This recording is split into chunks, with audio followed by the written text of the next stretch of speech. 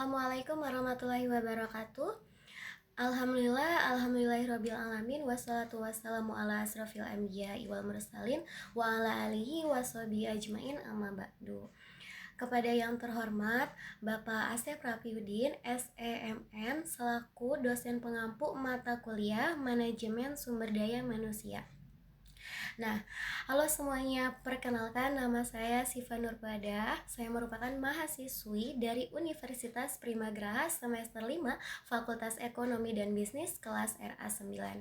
Nah, dibuatnya video ini untuk memenuhi ujian akhir semester mata kuliah Manajemen Sumber Daya Manusia. Nah, adapun untuk soalnya, untuk soalnya itu perkembangan dunia kerja saat ini menuntut organisasi untuk mampu mengelola sumber daya manusia secara adaptif, kreatif, dan berbasis teknologi. Oleh karena itu, melalui ujian akhir semester ini, mahasiswa diminta untuk membuat sebuah proyek yang sederhana yang menggambarkan bagaimana penerapan manajemen sumber daya manusia dilakukan pada suatu organisasi atau perusahaan yang dipilih, baik organisasi nyata maupun hipotesis. Nah, mahasiswa diharapkan mampu menjelaskan secara runtut dan logis bagaimana proses pengelolaan sumber daya dimulai dari perencanaan kebutuhan tenaga kerja, analisis dan perancangan pekerjaan, proses rekrutmen dan seleksi, kemudian ada pelatihan dan pengembangan karyawan, hingga sistem penilaian kinerja dan pemberian kompensasi yang diterapkan dalam menghadapi tantangan dunia kerja saat ini. Nah, itu untuk soalnya.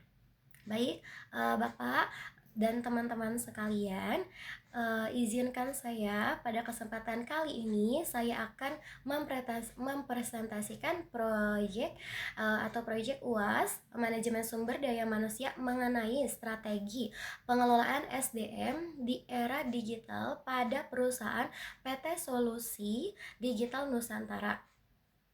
Nah, teman-teman, perusahaan ini bergerak di bidang pengembangan perangkat lunak yang menuntut adaptivitas tinggi dan kreativitas.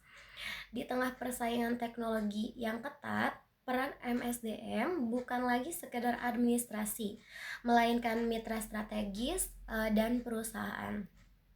Kemudian di sini ada perencanaan dan analisis jabatannya, teman-teman.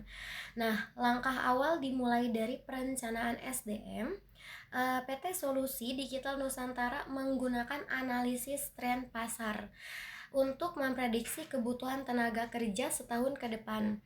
Misalnya, karena adanya peningkatan proyek EA, kami merencanakan penambahan 20% staf ahli data science. Nah, dalam analisis pekerjaan, kami menentukan job description yang fleksibel namun terukur.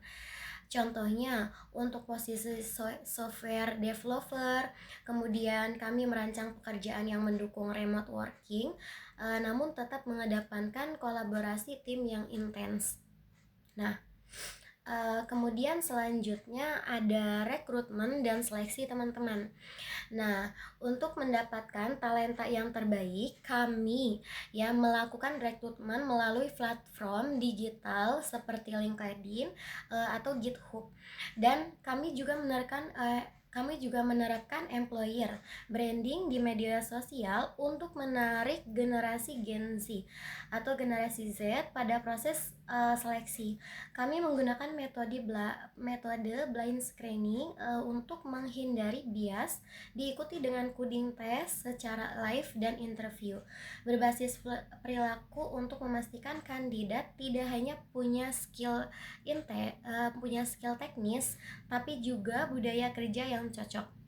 Nah, kemudian pada selanjutnya itu ada pelatihan dan pengembangan.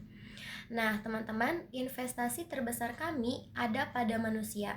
Kami menerapkan pelatihan dan pengembangan berbasis micro learning. Micro learning saya. Ya, setiap karyawan diberikan akses ke platform seperti Udemy atau Coursera. Kami juga mengadakan mentorship internal di mana senior developer membimbing juniornya melalui sistem peer review kode secara rutin sehingga transfer pengetahuan terjadi setiap hari. Nah, kemudian teman-teman, selanjutnya itu ada penilaian kinerja dan kompensasi. Nah, dalam hal penilaian kinerja, kami sudah meninggalkan metode tahunan yang kaku. Untuk saat ini kami menggunakan sistem OKR atau Objectivities and Key Result yang dipantau setiap kuartal melalui aplikasi HRIS. Aplikasi HRIS itu yaitu Human Resource Information System, yang kurang lebih aplikasinya itu seperti ini ya. Nah, ini itu aplikasinya memudahkan atasan atau memudahkan HRD untuk melakukan karyawannya juga untuk melakukan absensi, untuk pemantauan pengecekan. Nah, ini memungkinkan feedback diberikan secara real time. Terkait kompensasi, selain gaji kompetitif, kami menawarkan tunjangan fleksibel seperti wellness, budget untuk kesehatan mental, dan sistem bonus berdasarkan pencapaian target proyek, sehingga karyawan merasa kontribusinya sangat dihargai. Nah, kemudian ada implementasi teknologi MSDM. Nah, poin krusial dalam proyek ini adalah penggunaan teknologi. PT Solusi Digital Nusantara menggunakan sistem HRIS, Human Resource Information System, bernama yang tadi itu aplikasi HRIS atau Kerjo. Jadi ini merupakan absensi online. Nah, kemudian sistem ini mengintegrasikan absensasi GPS, pengajuan cuti, hingga slip gaji dalam satu aplikasi mobile. Nah, teknologi ini membantu Departemen HR fokus pada strategi pengembangan manusia, sementara hal administratif sudah terotomatisasi secara akurat. Nah, sebagai kesimpulan, pengelolaan SDM di era modern harus menggabungkan sisi humanis dengan kecanggihan teknologi. Nah, dengan proses yang terintegrasi mulai dari perencanaan hingga kompensasi yang tepat sasaran, organisasi akan memiliki daya saing yang kuat. Nah, kurang lebih seperti itu untuk presentasi yang dapat saya paparkan.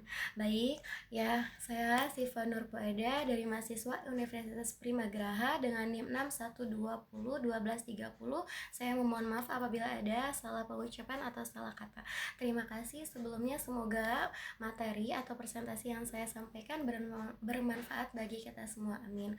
Kurang lebihnya saya mohon maaf. Wassalamualaikum warahmatullahi wabarakatuh.